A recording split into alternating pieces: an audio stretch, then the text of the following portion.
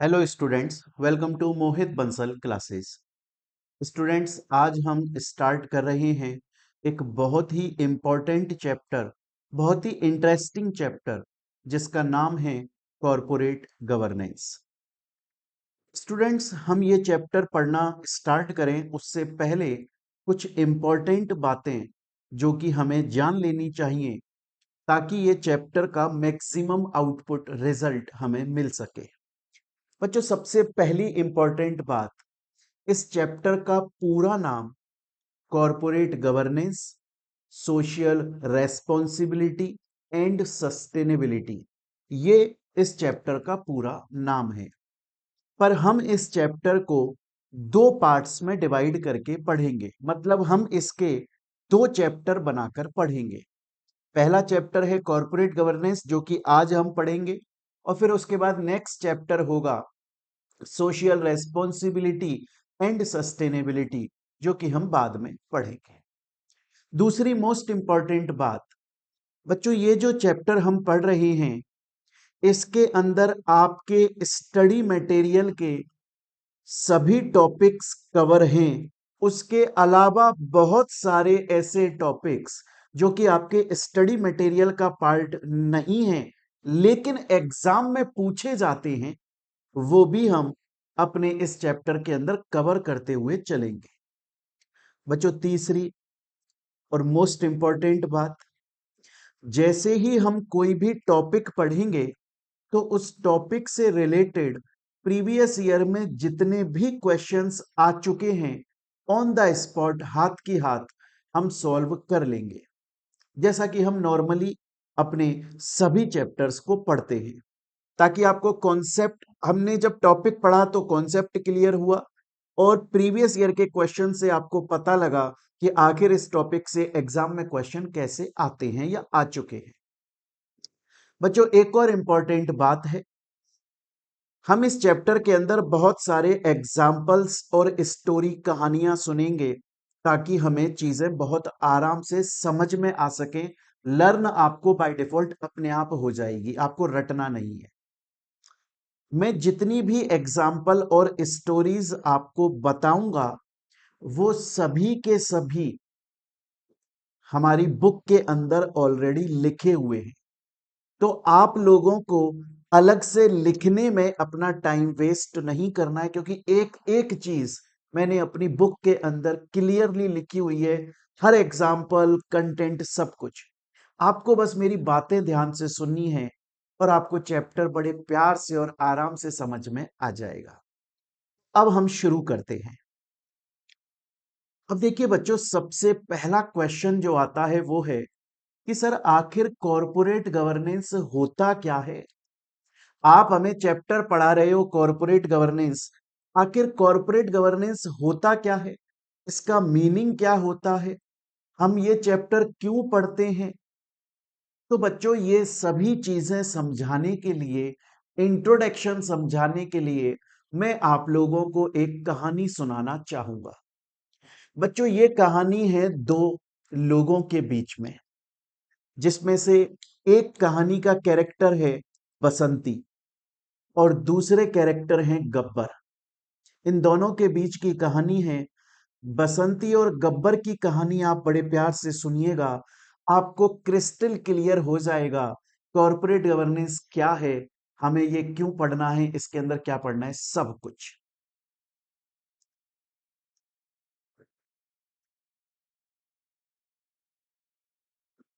देखिएगा बच्चों, एक बार की बात है, बसंती ने अपनी एक नई कंपनी इनकॉर्पोरेट करी, नई कंपनी शुरू करी बसंती ने, और उस कंपनी का नाम उसने रखा बसंती बड़बोली प्राइवेट लिमिटेड, क्योंकि बहुत ज्यादा बोलती है ये, तो अपनी कंपनी का नाम रखा बसंती बड़बोली प्राइवेट लिमिटेड। क्लियर है ये चीज, हम इसे लिमिटेड कर लेते हैं, प्राइवेट काट देते हैं।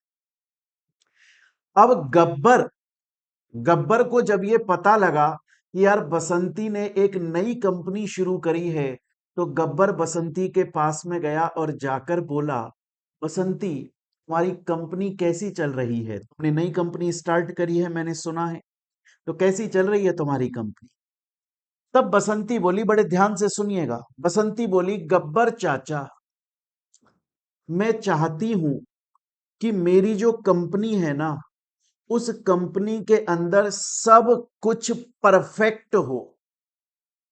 बसंती बोली, गब्बर चाचा, मैं चाहती हूं कि मेरी जो कंपनी है ना, मेरी कंपनी के अंदर हर एक चीज परफेक्ट होनी चाहिए। मेरी कंपनी के ऊपर जितने भी लॉज, जितने भी रूल्स रेगुलेशंस, टर्म्स कंडीशन, नियम शर्तें कानून, जो कुछ भी रूल्स रेगुलेशंस मेरी कंपनी के ऊपर अप्लाई होते हैं, मेरी कंपनी उन सभी रूल्स रेगुलेशंस को टाइम पर कंप्लीट करे, टाइम पे फुलफिल करे। मेरी कंपनी के ऊपर किसी भी वजह से पेनल्टी नहीं लगे। ऐसा नहीं हो कि कोई रूल्स थे, कोई टर्म्स कंडीशन थी, कोई शर्त थी जो हमें पूरी करनी थी कानून के अनुसार, और हमारी कंपनी ने पूरी नहीं करी, उसकी वजह से पेनल्टी लग गई। मैं ये नहीं चाहती। गब्बर चाचा, मैं सिंपल सी बात चाहती हूं, मेरी कंपनी हर तरीके से लीगली परफेक्ट हो। जितने भी लीगल रूल्स रेगुलेशंस उसके ऊपर एप्लीकेबल होते हैं, वो सभी रूल्स रेगुलेशंस को टाइम पर फुलफिल कर दे। उसके अलावा कंपनी के ऊपर कोई पेनल्टी ना लगे।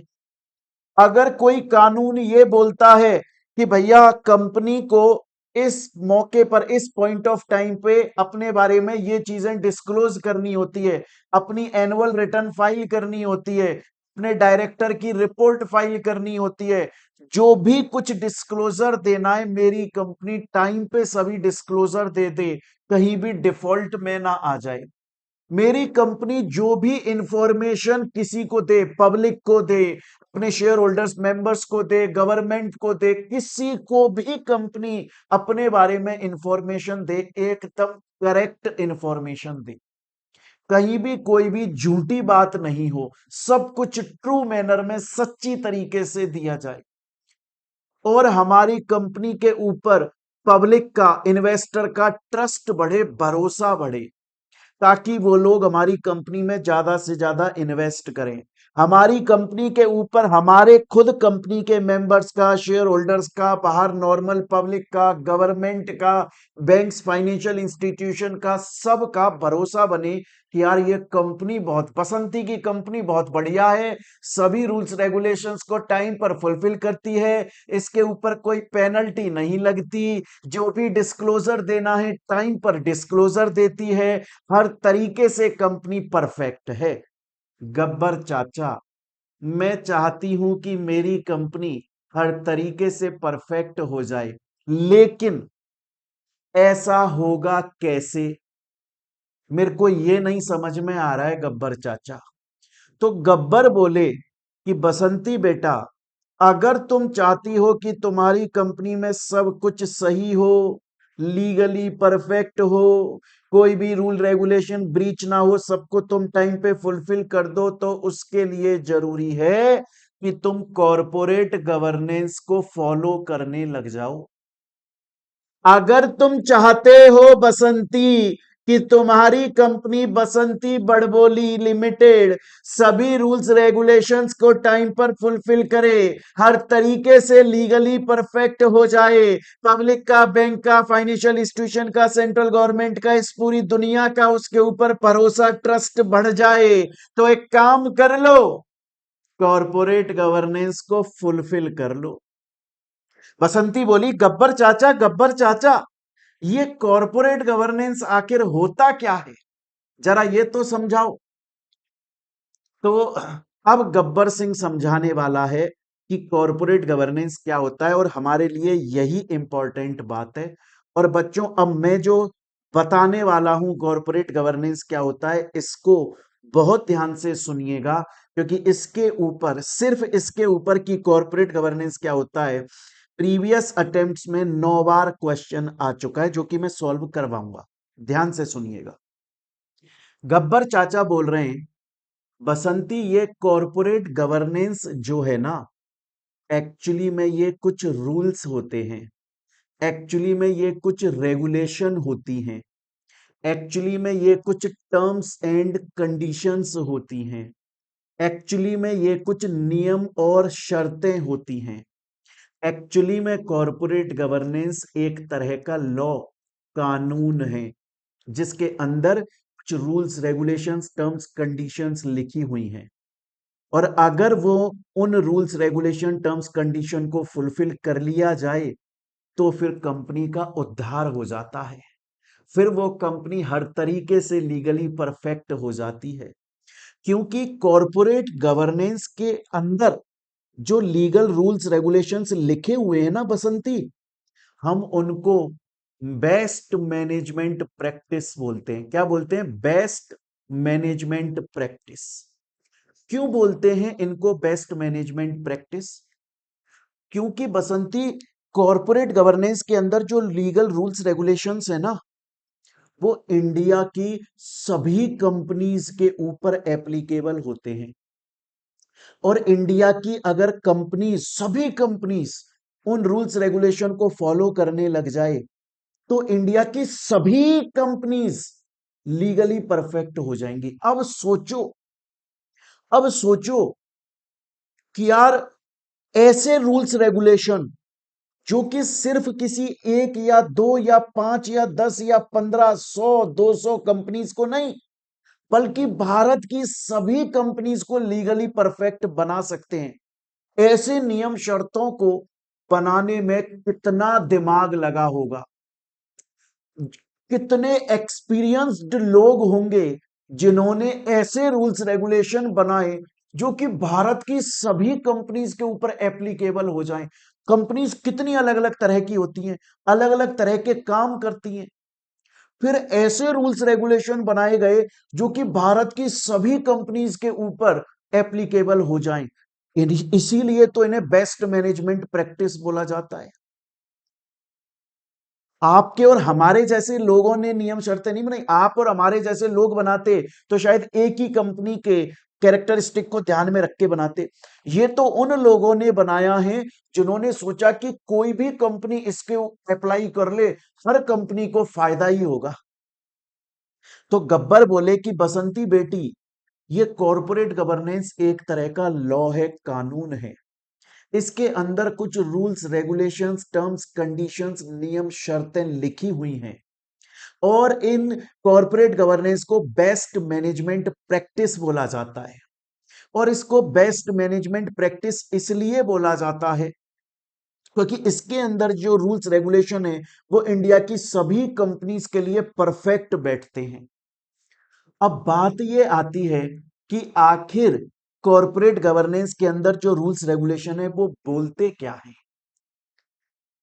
कॉरपोरेट गवर्नेंस के अंदर जो रूल्स रेगुलेशन है, बड़े ध्यान से सुनिएगा, वो ये बोलते हैं, कॉरपोरेट गवर्नेंस के अंदर जो रूल्स रेगुलेशन है वो ये बोलते हैं कि किसी भी कंपनी के अंदर कितने डायरेक्टर्स होने चाहिए। देखो बड़े ध्यान से समझिएगा बच्चे, हर कंपनी को चलाता कौन है, ऑर्डर कौन देता है, डायरेक्शन कौन देता है, रास्ता कौन दिखाता है? रास्ता दिखाता है कंपनी का डायरेक्टर।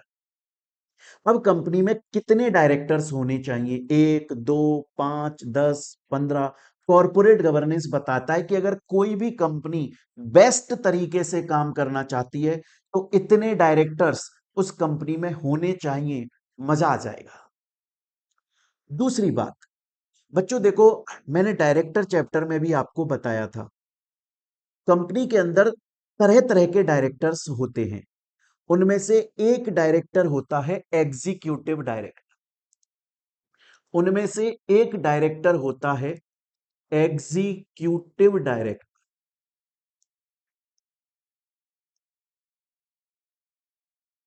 Executive director. और एक डायरेक्टर होता है जो कि होता है नॉन एग्जीक्यूटिव डायरेक्टर। ये कैटेगरी है। अब एग्जीक्यूटिव डायरेक्टर्स कौन होते हैं? एग्जीक्यूटिव डायरेक्टर्स वो होते हैं जो कंपनी के अंदर डेली आते हैं।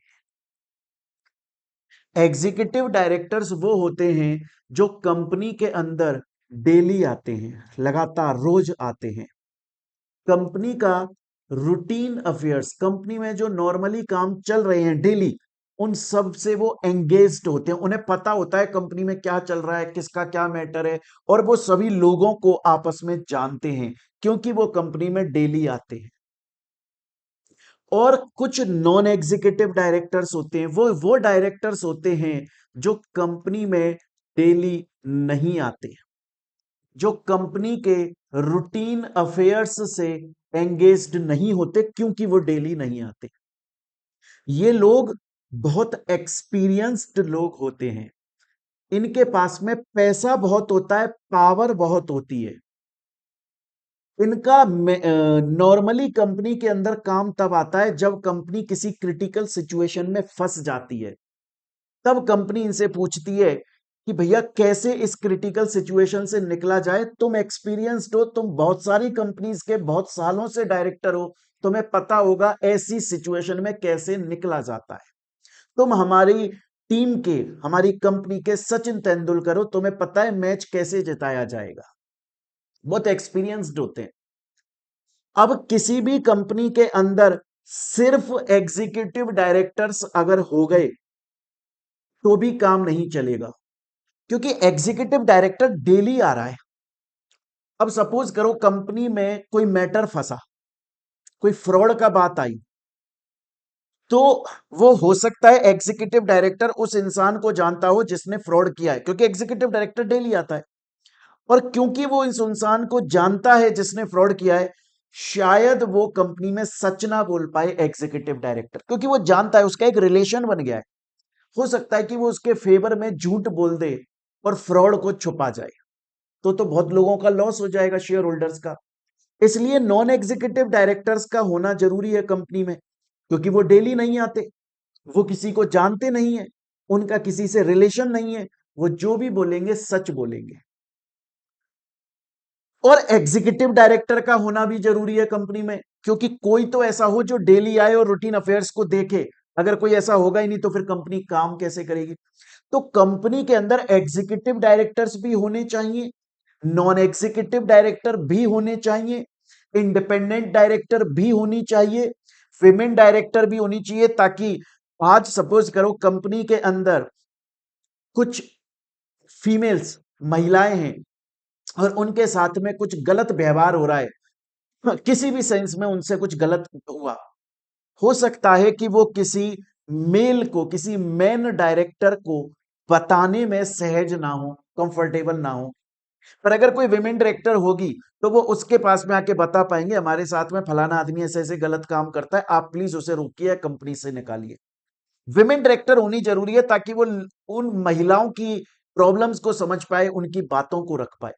कॉर्पोरेट गवर्नेंस के अंदर जो रूल्स रेगुलेशन है वो इस बात को बयां करते हैं कि किसी भी कंपनी के अंदर कितने डायरेक्टर्स होने चाहिए, उनमें से कितने एग्जीक्यूटिव होने चाहिए, कितने नॉन एग्जीक्यूटिव होने चाहिए, कितने इंडिपेंडेंट होने चाहिए, कितने विमेन डायरेक्टर होने चाहिए।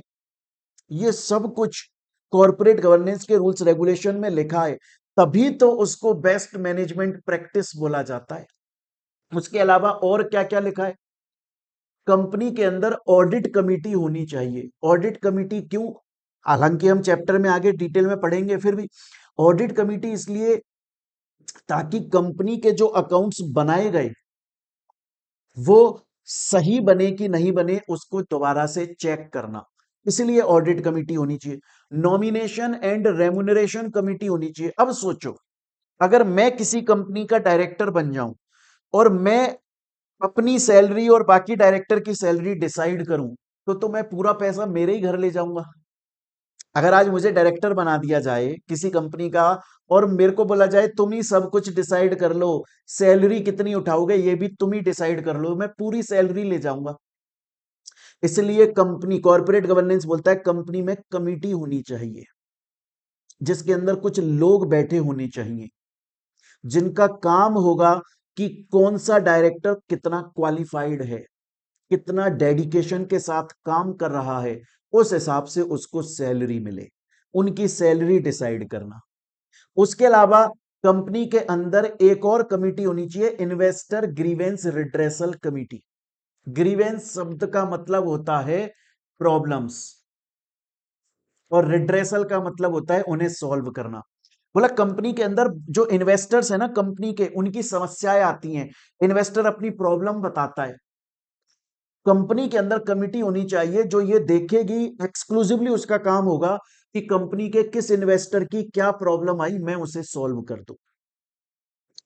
तो कॉरपोरेट गवर्नेंस क्या बोलता है, दोबारा से सुनिए, गब्बर सिंह बोल रहा है, देखो बसंती बेटा, कॉरपोरेट गवर्नेंस एक लॉ है, एक कानून है जिसके अंदर कुछ रूल्स रेगुलेशंस लिखे हैं, और वो रूल्स रेगुलेशन पूरी भारत की कंपनीज के ऊपर एप्लीकेबल होते हैं, इसलिए उससे बेस्ट मैनेजमेंट प्रैक्टिस बोला जाता है।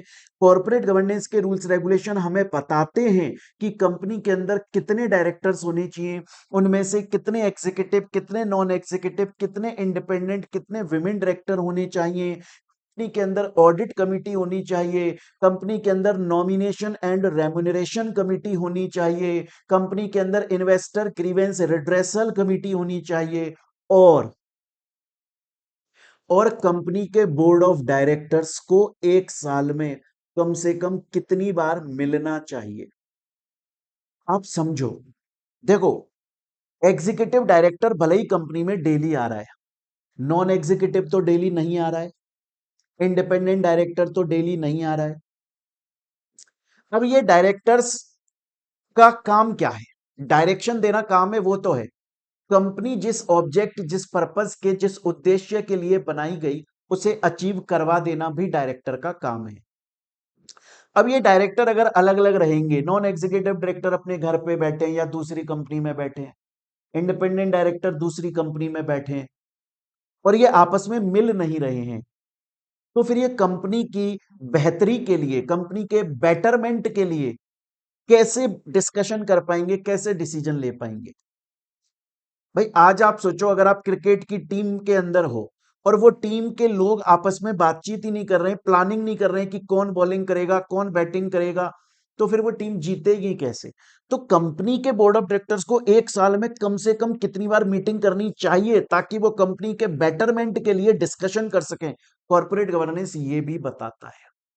और इसके अलावा बहुत सारे रूल्स रेगुलेशंस कॉरपोरेट गवर्नेंस के अंदर लिखे हुए हैं जो कि मोहित सर अभी क्लास में आगे पढ़ाएंगे।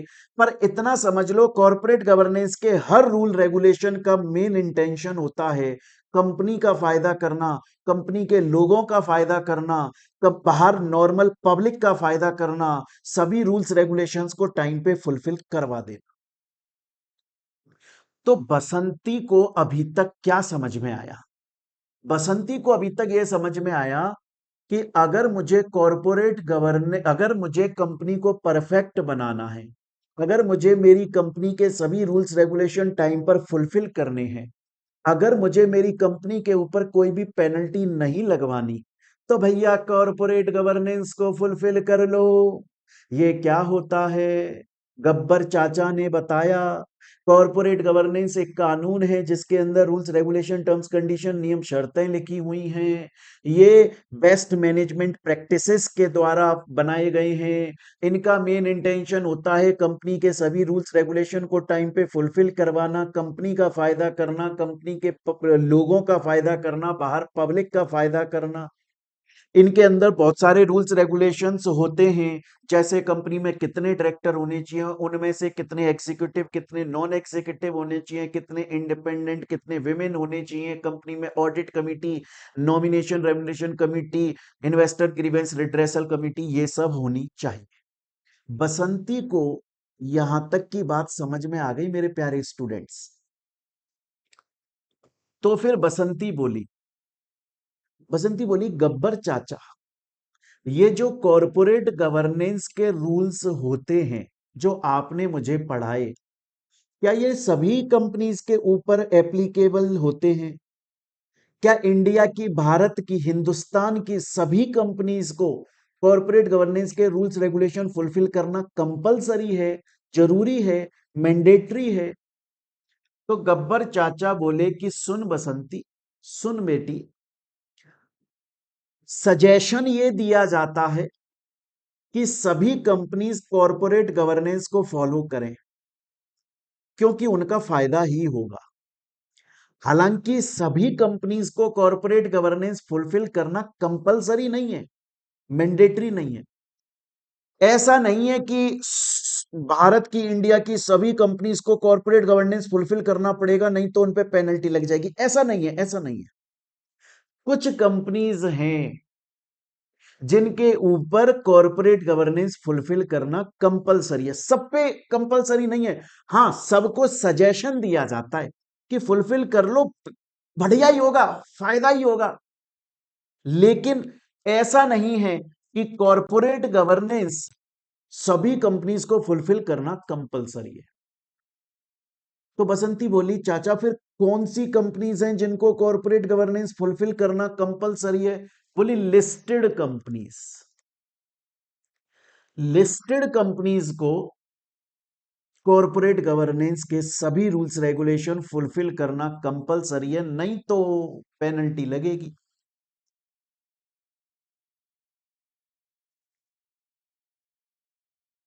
तो बसंती को अब तक क्या समझ में आया? बसंती को अब तक यह समझ में आया कि कॉर्पोरेट गवर्नेंस के जो रूल्स रेगुलेशन है वो सभी कंपनीज को फुलफिल करना सजेस्टिव होता है, कंपलसरी नहीं है। पर लिस्टेड कंपनीज को कंपलसरी होता है। तो बसंती ने गब्बर से पूछा, बोला गब्बर चाचा, ऐसा क्यों? ऐसा क्यों कि लिस्टेड कंपनीज को कॉर्पोरेट गवर्नेंस फुलफिल करना जरूरी होता है, ऐसा क्यों? गब्बर चाचा बोले, बोला बड़ा सिंपल सा लॉजिक है। देख, सबसे पहले ये समझ, दो बातें समझनी पड़ेंगी। पहला, कि कोई भी कंपनी लिस्ट क्यों होती है। आज सपोज करो, एक कंपनी है ए और एक कंपनी है बी, और दोनों अनलिस्टेड कंपनी है। अनलिस्टेड का मतलब क्या है? दोनों कंपनीज शेयर्स का इशू लेकर आती हैं। दोनों कंपनीज पब्लिक को इनवाइट करती हैं, आइए आइए हमारे शेयर्स खरीदिए, हमारी कंपनी में इन्वेस्ट कीजिए, आइए आइए। पर स्टॉक एक्सचेंज की हेल्प लेकर नहीं, अपने पर्सनल लेवल पे मार्केटिंग करती हैं। भाई, आज दोनों कंपनीज पब्लिक को ऑफर देती हैं, आइए आइए हमारी कंपनी के शेयर्स खरीदिए। पब्लिक को कैसे पता लगता है कि ये दोनों कंपनीज ऑफर ला रही हैं और ऑफर दे रही हैं, आओ शेयर्स खरीदो? ये अपने पर्सनल लेवल पे मार्केटिंग करती हैं। हो सकता है न्यूज़पेपर में ऐड देती होंगी, हो सकता है फेसबुक पे, हो सकता है इंस्टाग्राम पे, हो सकता है व्हाट्सएप ग्रुप बनाया होगा। पर्सनल लेवल पे मार्केटिंग करती है। अब एक कंपनी बोली कि यार ऐसे गुजारा मेरे को पसंद नहीं आता। उसको, इस एक कंपनी को ध्यान आ गया मिर्जापुर के गुड्डू भैया का डायलॉग। बोला ये जिंदगी कोई जिंदगी है? सब जिंदा हैं ऐसे तो हमें। ये बोली कि ऐसे थोड़े बहुत लोग आते हैं जिनको हम शेयर्स इशू कर देते हैं, मजा नहीं आ रहा है। मजा लेने के लिए मैं चाहती हूं कि बहुत सारे इन्वेस्टर्स को मैं अपने शेयर्स इशू करूं, और उसके लिए मुझे स्टॉक एक्सचेंज के ऊपर लिस्ट होना पड़ेगा। क्योंकि स्टॉक एक्सचेंज एक मार्केट है, बाजार है, एक ऐसा बाजार जहां पर वो लोग जिनको शेयर्स खरीदने वो भी आते हैं, और वो लोग जिनको शेयर्स बेचने हैं वो भी आते हैं। अगर मैं स्टॉक एक्सचेंज के ऊपर लिस्ट हो जाऊं और अपने शेयर्स का इशू लेकर आ जाऊं, तो एक बार में, जब मैं स्टॉक एक्सचेंज पे, ये स्टॉक एक्सचेंज अपनी वेबसाइट पे लिख देगा कि ए कंपनी अपने शेयर्स का इशू ला रही है, बहुत सारे लोगों तक खबर पहुंच जाएगी और वो मेरी कंपनी के शेयर्स को परचेज कर लेंगे। वो मेरी कंपनी के शेयर्स को परचेज कर लेंगे। इसलिए मैं लिस्ट हो रही हूं। तो गब्बर ने बोला बसंती से कि देख, कोई भी कंपनी स्टॉक एक्सचेंज पर लिस्ट क्यों होती है? स्टॉक एक्सचेंज पे इसलिए लिस्ट होती है ताकि वो ज्यादा से ज्यादा पब्लिक के पास पहुंच सके, पब्लिक को अपना इन्वेस्टर बना सके, पब्लिक को शेयर्स इशू कर सके। पहली बात। दूसरी बात, कॉर्पोरेट गवर्नेंस क्या बोलता है? पब्लिक का फायदा करो। कोई भी कंपनी जो है वो सभी रूल्स रेगुलेशन फुलफिल करे ताकि पब्लिक का लॉस ना हो। अपने बारे में जो भी इंफॉर्मेशन वो बाहर देगी, वो सही इंफॉर्मेशन देगी ताकि पब्लिक तक सही इंफॉर्मेशन पहुंचे।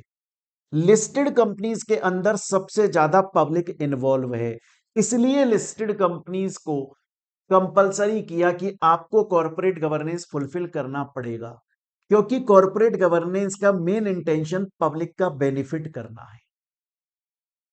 बसंती बोली, गब्बर चाचा अभी तक मुझे जो समझ में आया, मैं एक बार वो बात आपको रिपीट कर देती हूं, रिवाइज कर देती हूं, जो जो बातें मुझे अभी तक समझ में आ गई। मुझे समझ में आ गया कि कॉरपोरेट गवर्नेंस कुछ रूल्स, रेगुलेशंस, टर्म्स, कंडीशंस होते हैं जो कि लिस्टेड कंपनीज को फुलफिल करना कंपलसरी होते हैं, अदरवाइज उनके ऊपर पेनल्टी लगती है। लिस्टेड कंपनीज को ही फुलफिल करना कंपलसरी क्यों होते हैं? क्योंकि कॉरपोरेट गवर्नेंस का मेन इंटेंशन है पब्लिक का फायदा पहुंचाना, और लिस्टेड कंपनीज के अंदर सबसे ज्यादा पब्लिक इन्वॉल्व है, इसलिए लिस्टेड कंपनीज को कंपलसरी करा कि आप कॉरपोरेट गवर्नेंस को फुलफिल करो ताकि पब्लिक का लॉस ना हो।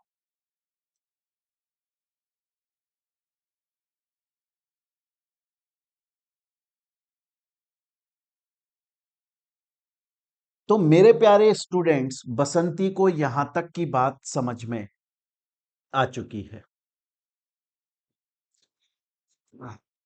अब बसंती बोली, बसंती को ये सब कुछ जब समझ में आया, बसंती बोली, बोली गब्बर चाचा मेरे को ये सब बातें तो आपकी समझ में आ गई, पर एक बात बताइए, क्या कॉरपोरेट गवर्नेंस के कुछ बेनिफिट्स होते हैं?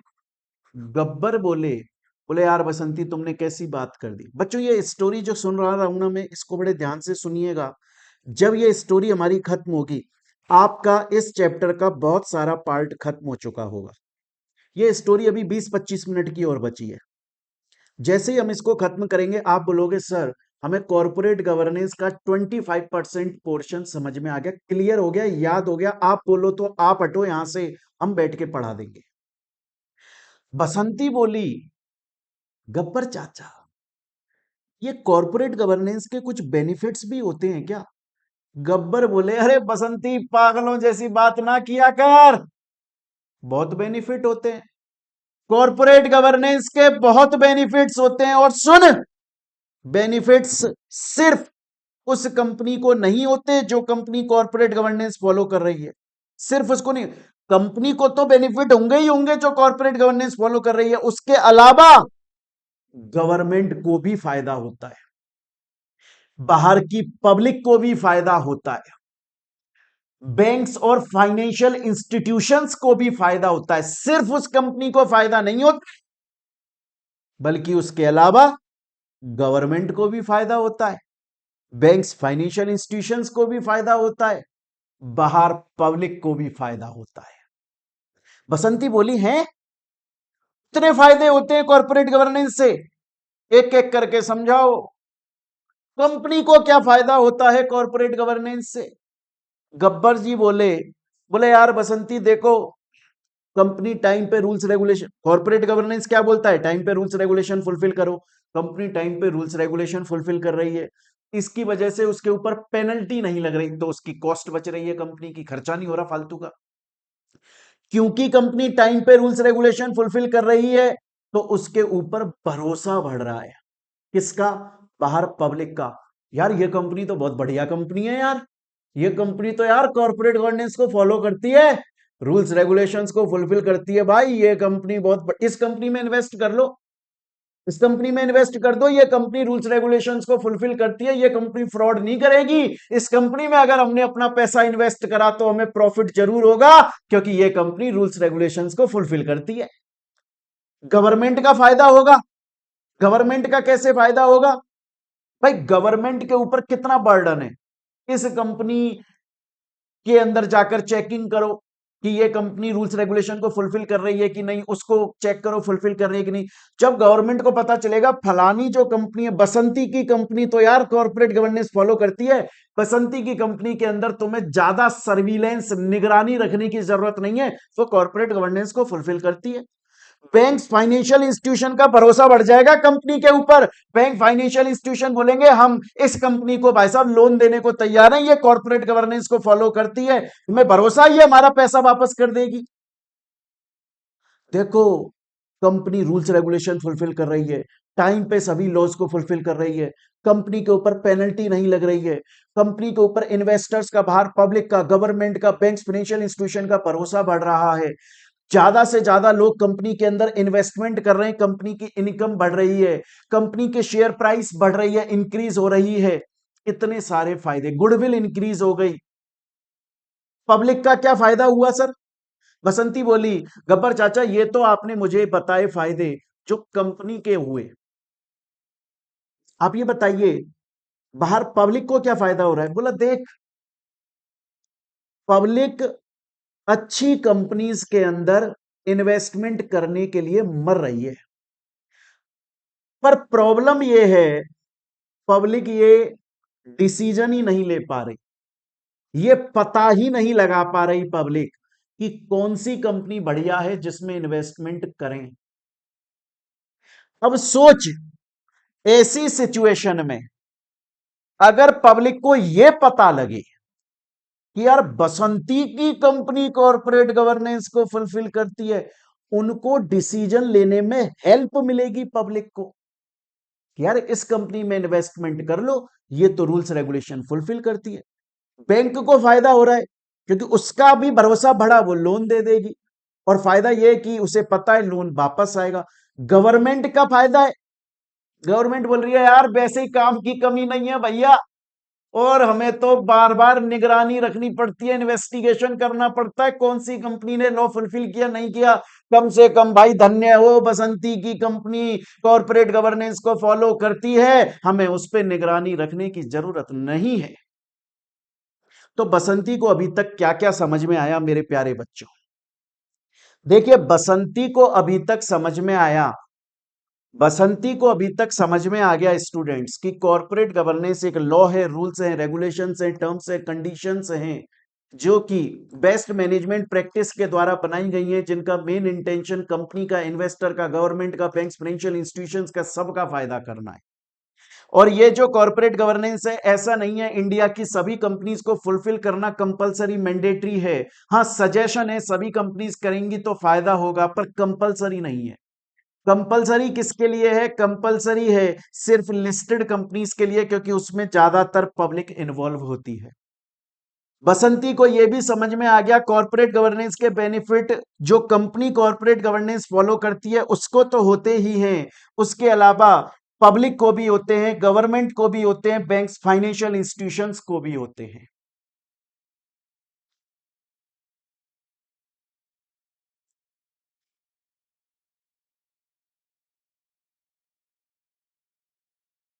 यहां तक की बात मेरे प्यारे बच्चों समझ में आ गई बसंती को, क्लियर है ये चीज?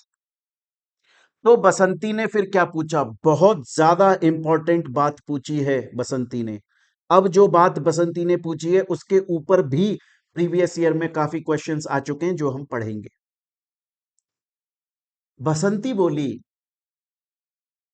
गब्बर चाचा आपने मुझे यह बता दिया कॉर्पोरेट गवर्नेंस क्या होता है, आपने मुझे यह बता दिया कॉर्पोरेट गवर्नेंस के रूल्स रेगुलेशंस क्या बोलते हैं, बोर्ड ऑफ डायरेक्टर्स कितने होने चाहिए, executive, non executive, all that ये समझ में आ गया।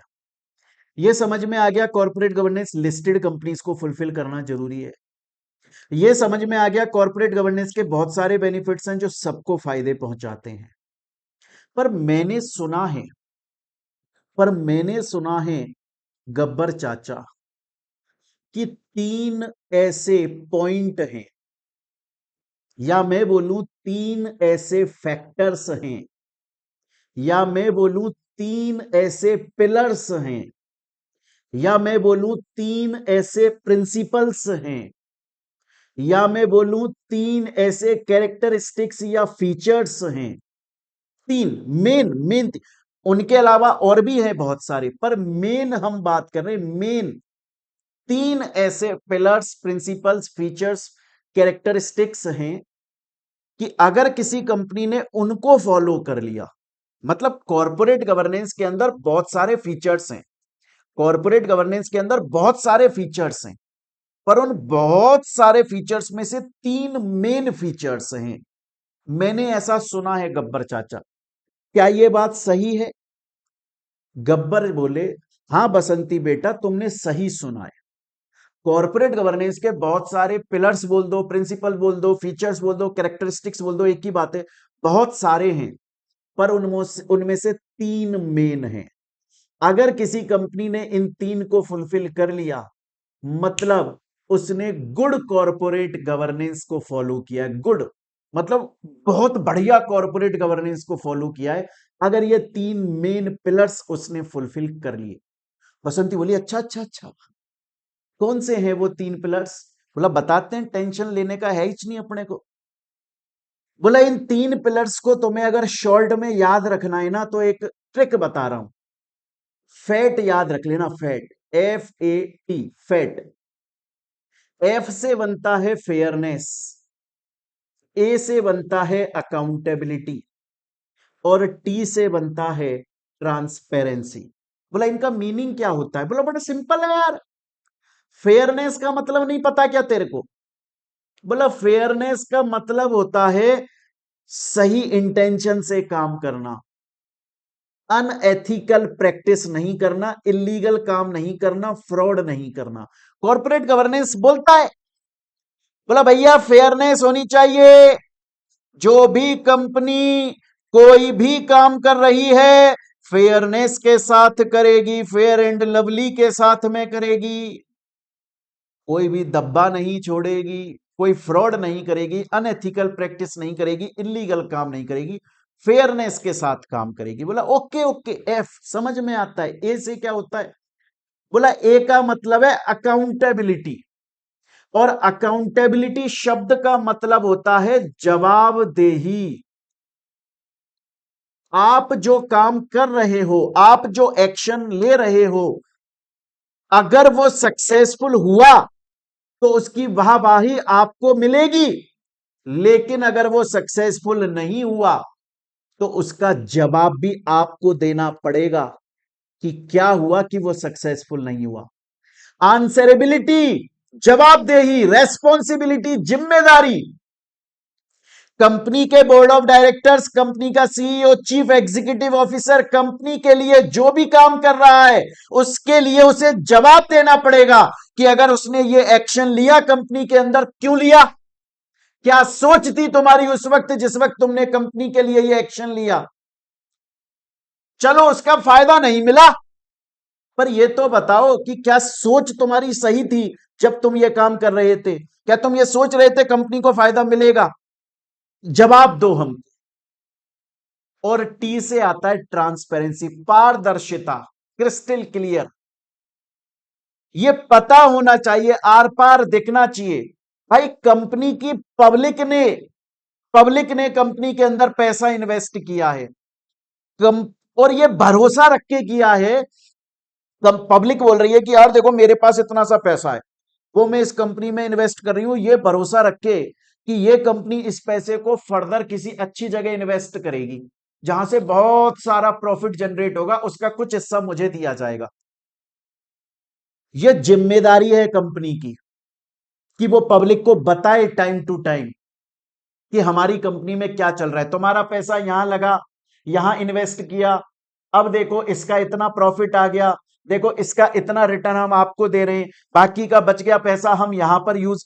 सब कुछ क्रिस्टल क्लियर होना चाहिए, छुपाना नहीं है कुछ भी।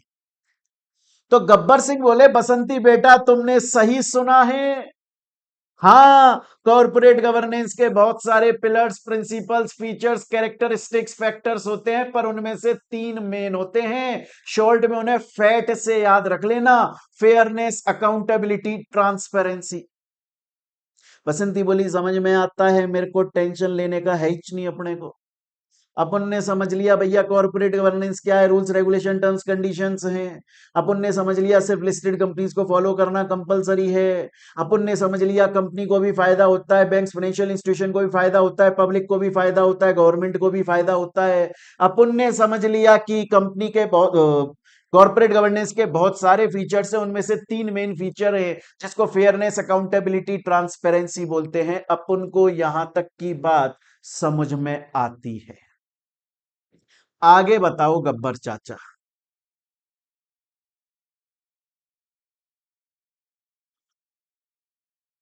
आगे बताओ। बसंती बोली गब्बर चाचा ये तो तीन मेन प्रिंसिपल हैं जो आपने मेरे को बताए, क्या इनके अलावा और भी प्रिंसिपल्स होते हैं, क्या और भी फीचर्स होते हैं? बोला हाँ बहुत सारे होते हैं, उनको मोहित सर चैप्टर के अंदर हमें समझा देंगे। जैसे कि शेयर होल्डर्स के राइट्स को प्रोटेक्ट करना, जैसे कि चीफ एग्जीक्यूटिव ऑफिसर के पास और ज्यादा पावर आना, जैसे कि एथिक्स के साथ में काम करना, ये फेयरनेस से जुड़ा हुआ है। यूनिवर्सल एप्लीकेशन, मैंने बोला था ना, कॉर्पोरेट गवर्नेंस के रूल्स रेगुलेशन यूनिवर्सल अप्लाई कर सकते हो आप। ऐसा नहीं है कि फलानी कंपनी के लिए अलग कॉर्पोरेट गवर्नेंस, फलानी के लिए अलग, ना ना ना, सब के लिए सेम। इतने महान हैं हमारे कॉर्पोरेट गवर्नेंस, सब के ऊपर एप्लीकेबल हो जाती हैं। सिस्टमेटिक तरीके से काम करना, ये अदर फीचर्स हैं। बसंती बोली ओके, अपन को समझ में आता है, अपन को समझ में आता है। लेकिन गब्बर चाचा, एक बात बताओ ना, देखो आप ना बार बार एक बात बोल रहे हो, आप बोल रहे हो कॉर्पोरेट गवर्नेंस एक लॉ है, कॉर्पोरेट गवर्नेंस एक लॉ है, कॉर्पोरेट गवर्नेंस एक कानून है। और गब्बर चाचा मैं तो देखो इतना सुना है मैंने कि जब भी कभी भी कोई भी लॉ या कानून गवर्नमेंट इंट्रोड्यूस करती है, बनाती है, तो कुछ ना कुछ पर्पस के साथ में बनाती है। ऐसा नहीं होता कि बस ऐसे ही बिना किसी वजह से कोई लॉ बना दिया गया। जब समाज में, जब दुनिया में कोई समस्या होती है और गवर्नमेंट को लगता है कि इस समस्या, इस प्रॉब्लम को सॉल्व किया जाना जरूरी है, तो उसको सॉल्व करने के लिए गवर्नमेंट एक लॉ लेकर आती है, एक कानून लेकर आती है। जैसे 1944, 1944 से पहले, 1944, 1944 से पहले एक हिंदू व्यक्ति कितनी भी शादी कर सकता था। तो उस वक्त हिंदू महिलाओं का कोई सम्मान नहीं हुआ करता था। बोलने के लिए बोलते थे कि महिला घर की लक्ष्मी होती है, पर उस वक्त मानते नहीं थे। क्यों नहीं मानते थे? क्योंकि आदमी, हिंदू आदमी ये बोल रहा था कि यार मैं तो कितनी भी शादी कर सकता हूं। तो जब नई नई शादी करी तब तो वो प्यारी लगी महिला, फिर हम दूसरी शादी करके आए तो उसको कोई रेस्पेक्ट ही नहीं दे रहे। जवाहरलाल नेहरू को, जो हमारे उस वक्त के प्राइम मिनिस्टर, प्रधानमंत्री थे, उनको ऐसा लगा कि यार ये समस्या है, और अगर ऐसा चलता रहा तो आगे आने वाले टाइम में महिलाओं का सम्मान बिल्कुल खत्म हो जाएगा, उनकी कोई रेस्पेक्ट, कोई इज्जत नहीं बचेगी। तो उनको हिंदू कोड बिल लाना पड़ा, और जब वो आ गया तो उसमें लिखा गया हिंदू आदमी एक ही शादी कर सकता है। हालांकि वो लाना तो क्रिश्चियन, मुस्लिम्स के लिए भी चाहते थे, लेकिन उस वक्त हमारा जो देश है वो आजाद होने की कगार पर ही था। सॉरी, मैं 1954 की बात, 44 नहीं 54 की बात कर रहा हूँ। आजाद हुआ ही था, तो उस वक्त ये धर्म के नाम पे लड़ाइयां चल रही थी। वो बोल रहे थे पहले हिंदुओं के लिए लाते हैं, फिर मुस्लिम, ऐसे एक एक करके लाएंगे। और तब तक समय नहीं मिला, उनकी डेथ हो गई। मैं ये बोल रहा हूं, बसंती बोली कि चाचा हर कानून जब भी आता है कुछ ना कुछ ऑब्जेक्टिव, कुछ ना कुछ उद्देश्य के साथ में आता है। कॉर्पोरेट, आप बोल रहे हो कॉर्पोरेट गवर्नेंस लॉ है, तो ये भी तो किसी ना किसी उद्देश्य के साथ में आया होगा। क्या एम था, ऑब्जेक्टिव्स क्या हैं कॉर्पोरेट गवर्नेंस के? बोला वैसे तो देखो मैंने तुम्हें ये फीचर्स समझाए ना, फीचर्स, अगर ये फीचर्स तुम्हें समझ में आ गए बेटी बसंती, तो तुम ये मान लो तुमने कॉर्पोरेट गवर्नेंस के बेनिफिट्स को भी समझ लिया, तुमने कॉर्पोरेट गवर्नेंस के ऑब्जेक्टिव्स को भी समझ लिया, तुमने कॉर्पोरेट गवर्नेंस की नीड को भी समझ लिया। पर फिर भी मैं तुम्हें कुछ ऑब्जेक्टिव्स अलग से बता दूं। जैसे कंपनी के अंदर ट्रांसपेरेंसी होनी चाहिए, कंपनी के अंदर लॉजिकल तरीके से काम करो, कंपनी की पॉलिसीज को जस्टिफाई करना पड़ेगा कि वो सबके हित में है, बेनिफिट में है। कंपनी के अंदर board of directors ideal composition, की कम से कम इतने तो हो, उनमें से इतने एग्जीक्यूटिव, इतने नॉन एग्जीक्यूटिव। कंपनी के जो रिसोर्सेज हैं उनका ऑप्टिमम यूज करो, ऐसा नहीं है किसी चीज को थोड़ा यूज करा और फेंक दिया, वेस्टेज होगा, कॉस्ट बढ़ेगी, ऐसा नहीं होना चाहिए। कंपनी के अंदर रिस्क को कम करो, कॉर्पोरेट गवर्नेंस को ज्यादा से ज्यादा फॉलो करो। तो ये कुछ ऑब्जेक्टिव्स हैं। तो बसंती को समझ में आया कॉर्पोरेट गवर्नेंस क्या है, किसको फॉलो करना जरूरी है इंडिया में, उसके अलावा किस किस को इसके बेनिफिट होंगे, ये सभी बातें बसंती को अभी तक समझ में आ गई। अब बसंती का एक और क्वेश्चन है जो बहुत ज्यादा इंपॉर्टेंट क्वेश्चन है। ये क्वेश्चन आपके स्टडी मटेरियल का पार्ट नहीं है, लेकिन एग्जाम में पूछा जाता है। बसंती ने बोला बोला गब्बर चाचा मेरे को आपकी सब बातें समझ में आ गई। गब्बर चाचा मुझे आपकी सभी बात समझ में आ गई, लेकिन एक बात बताओ, आप बार बार बोल रहे हो कॉर्पोरेट गवर्नेंस एक लॉ है। कॉर्पोरेट गवर्नेंस के आपने मुझे फीचर्स बताए, बेनिफिट्स बताए। आप ये बोल रहे हो कॉर्पोरेट गवर्नेंस लिस्टेड कंपनीज के ऊपर एप्लीकेबल होता है। आपने जो कुछ भी अभी तक कॉर्पोरेट गवर्नेंस के बारे में बोला, वो आप ऐसे कहीं किसी चबूतरे पे बैठ के कहानी सुन के आए हो या कहीं लिखा हुआ है? कॉर्पोरेट गवर्नेंस की आखिर लीगैलिटी क्या है, कहां लिखा हुआ है? ये सभी ज्ञान जो आपने मुझे दिया कॉर्पोरेट गवर्नेंस के बारे में, कहां लिखा हुआ है? लीगल फ्रेमवर्क क्या है कॉर्पोरेट गवर्नेंस का? चाचा जी बोले देख, कंपनीज एक्ट के अंदर लिखा हुआ है। चाचा जी बोले, गब्बर चाचा बोले बोले बसंती बेटा देख, एक जो कंपनी होती है ना, उसके ऊपर बहुत सारे लॉ एप्लीकेबल होते हैं। कंपनीज एक्ट एप्लीकेबल होता है, फिर उसके ऊपर सेबी एक्ट एप्लीकेबल होता है, फिर उसके ऊपर कुछ आईसीएआई आईसीएसआई इनकी recommendation, secretarial standards, accounting standards applicable होते हैं। फिर पुराने जमाने में बहुत सारे ज्ञानी लोग थे जिन्होंने अपनी अपनी कुछ एक्सपर्ट एडवाइस दी थी, उनकी कमिटी बनी थी, उनके रूल्स एप्लीकेबल होते हैं। तो ऐसे कंपनी के बहुत सारे डिपार्टमेंट हैं, कंपनी के ऊपर बहुत सारे एक्ट लॉ एप्लीकेबल होते हैं। पर अगर तुम मेरे से ये बोलोगे कॉर्पोरेट गवर्नेंस की लीगलिटी क्लियर कट कहां पे मेंशन है, तो एक तो कंपनीज एक्ट में मेंशन है, एक सेबी के एलओडीआर में मेंशन है। ये क्या होते हैं बताएंगे। आईसीएआई ने रिकमेंडेशन दी अकाउंटिंग स्टैंडर्ड्स में, और पुराने टाइम में कुमार मंगलम बिरला जो हैं उनकी एक कमिटी बनी थी, बहुत सारी कमिटीज बनी थी कॉर्पोरेट गवर्नेंस पे, पर इनकी सबसे ज्यादा फेमस हुई। इनके अंदर, इन चारों के अंदर क्लियर कट लिखा हुआ है कि इस वजह से कॉर्पोरेट गवर्नेंस अप्लाई होना चाहिए। बसंती बोली ठीक है चाचा, मेरे को यहां तक की बात समझ में आती है। ये सेबी एलओडीआर क्या होता है? बोला ये मोहित सर समझाएंगे, अभी चैप्टर आगे पढ़ाएंगे तब समझा देंगे अपना आप। अभी तक बसंती को क्या क्या समझ में आया? अभी तक बसंती को समझ में आया कॉर्पोरेट गवर्नेंस क्या होता है, कॉर्पोरेट गवर्नेंस के बेनिफिट्स क्या हैं, कॉर्पोरेट गवर्नेंस के main 3 features, fairness, accountability, transparency. Corporate governance किसके ऊपर कंपलसरी है एप्लीकेबल ही होना, ये सब कुछ समझ में आया प्यारे बच्चों। तो मेरे प्यारे स्टूडेंट्स, यहां तक हम लोगों ने जो कहानी सुनी, वो पूरी की पूरी स्टोरी, एक एक चीज आपके पास मेरी बुक में लिखी हुई है। यहां तक आपको कॉर्पोरेट गवर्नेंस के बारे में समझ में आया। हम इसकी अब एक बार थ्योरी देख लेते हैं, देखिएगा कि थ्योरी क्या है। प्रैक्टिकली हमने समझ लिया। देखिए, कॉर्पोरेट शब्द का मतलब क्या है? कॉर्पोरेट का मतलब आप कंपनी है वो भी कॉर्पोरेट है, पार्टनरशिप फर्म है वो भी कॉर्पोरेट है, एलएलपी है वो भी कॉर्पोरेट है, और कोई भी ग्रुप ऑफ पर्सन है उसे कॉर्पोरेट बोला जाता है। गवर्नेंस शब्द का मतलब होता है गवर्न होना, रेगुलेट होना, कंट्रोल होना। तो कॉर्पोरेट गवर्नेंस ये दो शब्द हैं। गवर्नेंस का मतलब है ऐसे कुछ रूल्स रेगुलेशंस जिनका फुलफिल होना जरूरी है, और कॉर्पोरेट का मतलब है कि कॉर्पोरेट के लिए बनाए गए हैं वो रूल्स रेगुलेशन, कॉर्पोरेट को वो लीगल रूल्स रेगुलेशन फुलफिल करना जरूरी है। क्लियर है ये चीज यहां तक? और लीगल भाषा में जाएं हम, तो कॉर्पोरेट गवर्नेंस कुछ ऐसी पॉलिसीज हैं जो कि कंपनी के लिए बनाई गई हैं, और वो बोलती हैं कि कंपनी में अकाउंटेबिलिटी, ट्रांसपेरेंसी और एथिकल प्रैक्टिस होनी चाहिए।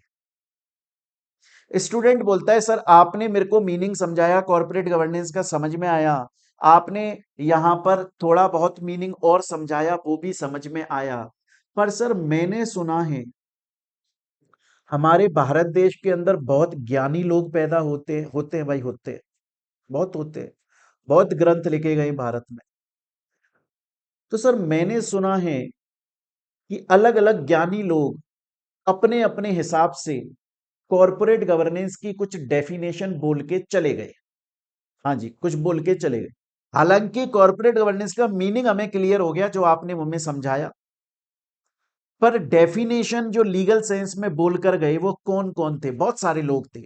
उनमें से एक तो नोबल लेरिट एंड ये मिल्टन फ्रेडमैन था, है ना। उसके अलावा एड्रियन कैडबरी कमिटी थी, एक बंदा था, उसने कमिटी बनाई थी, नारायण मूर्ति की कमिटी। ये कॉर्पोरेट गवर्नेंस के बारे में बोल कर गए, बोल के एट द एंड सब कुछ सेम ही गए।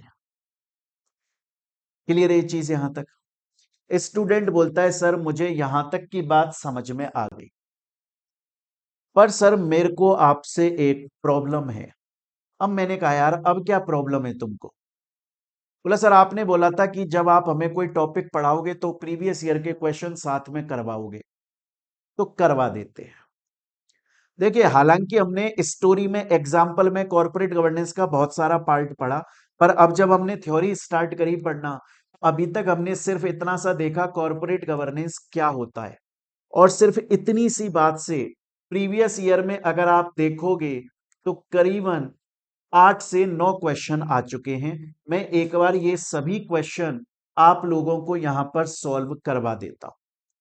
सॉल्व करना जरूरी है क्वेश्चंस को, और इनमें से पहला क्वेश्चन सबसे ज्यादा इंपॉर्टेंट है। क्वेश्चन पढ़ो पहले। क्वेश्चन बोल रहा है कॉर्पोरेट गवर्नेंस का मीनिंग क्या होता है as per renowned exponents in this field. वो ये बोल रहे हैं कि कॉर्पोरेट गवर्नेंस का मीनिंग क्या होता है आप ये बताइए, लेकिन अपने मन के हिसाब से मत बताइए। कॉर्पोरेट गवर्नेंस का मीनिंग क्या होता है आप एक्सपर्ट लोगों के हिसाब से बताइए, जो अपनी बात बोलकर गए थे कॉर्पोरेट गवर्नेंस के लिए। उन एक्सपर्ट लोगों को ध्यान में रखते हुए बताइए कॉर्पोरेट गवर्नेंस का मीनिंग क्या होता है।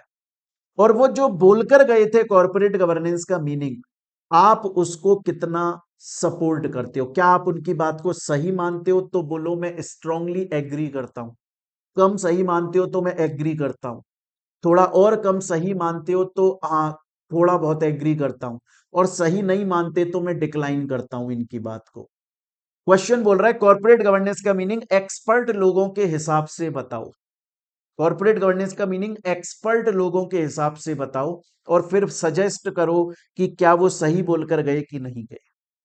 तो देखिए, एक तो था मेरे प्यारे बच्चों पार्किंसन, जो 1994 में आया।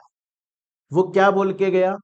The process of supervision and, मतलब कॉर्पोरेट गवर्नेंस क्या होता है?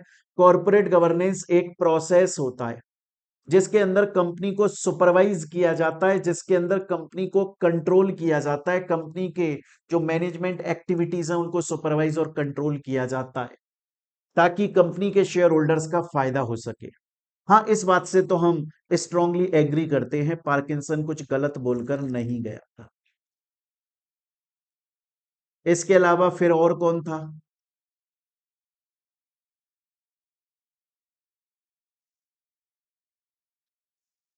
एक ट्रिकर नाम का बंदा आया था 1984 में। वो बोलकर गया कॉर्पोरेट गवर्नेंस का जो रोल है वो कंपनी के बिजनेस को रन करने से ही नहीं जुड़ा हुआ। मतलब ऐसा नहीं है कि सिर्फ कंपनी के बिजनेस को रन करना कॉर्पोरेट गवर्नेंस है, बल्कि उसके अलावा कंपनी को ओवरऑल डायरेक्शन प्रोवाइड करना भी कॉर्पोरेट गवर्नेंस का पार्ट होता है। हाँ जी, हम इससे भी एग्री करते हैं। फिर एक और बंदा आया 1994 में, कैनन। वो भी यही बात बोलकर गया कि कॉर्पोरेट गवर्नेंस जो है वो एक ऐसा प्रोसेस है, वो सम है, वो टोटल है किस चीज का? कंपनी के इंटरनल रेगुलेशंस का ध्यान में रखना, कंपनी की ऑब्लिगेशंस को ध्यान में रखना, इन सभी चीजों का। हम इससे भी एग्री करते हैं। फिर एक 1996 में आया थी कॉर्पोरेट गवर्नेंस हैंडबुक, एक बुक लिखी गई थी। उसने बोला कंपनी कॉर्पोरेट गवर्नेंस जो है वो रिलेशन बनाता है शेयर होल्डर और कंपनी के बीच में।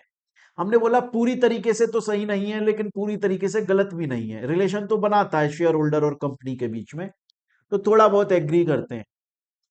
फिर केएसए एंड राइट आए 1993 में। उन्होंने बोला कॉर्पोरेट गवर्नेंस एक स्ट्रक्चर है, एक प्रोसेस है, एक कल्चर है। हमने कहा हाँ थोड़ी बहुत बात तो सही बोल रहा है। फिर 1992 में भी कैडबरी रिपोर्ट आई, उन्होंने बोला ये कॉर्पोरेट गवर्नेंस जो है वो कंपनीज को कंट्रोल और डायरेक्ट करने के काम में आते हैं।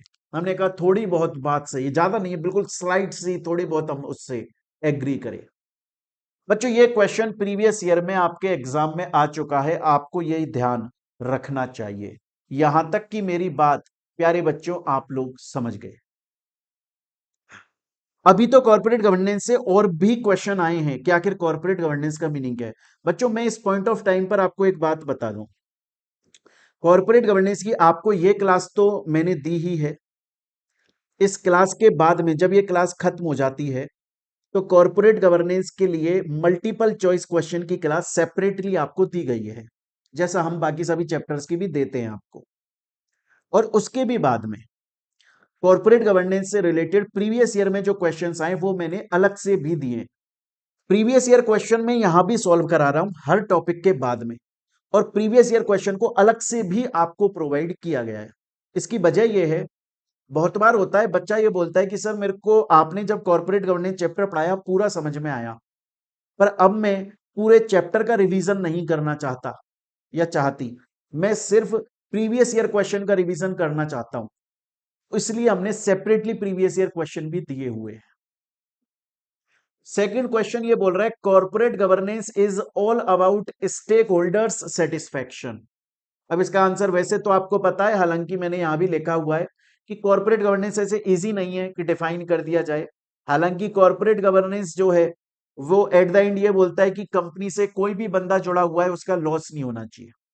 देखो आप एक चीज समझिएगा, दो शब्द होते हैं बच्चों, एक शब्द होता है स्टेक होल्डर और एक शब्द होता है शेयर होल्डर। इन दोनों में डिफरेंस होता है।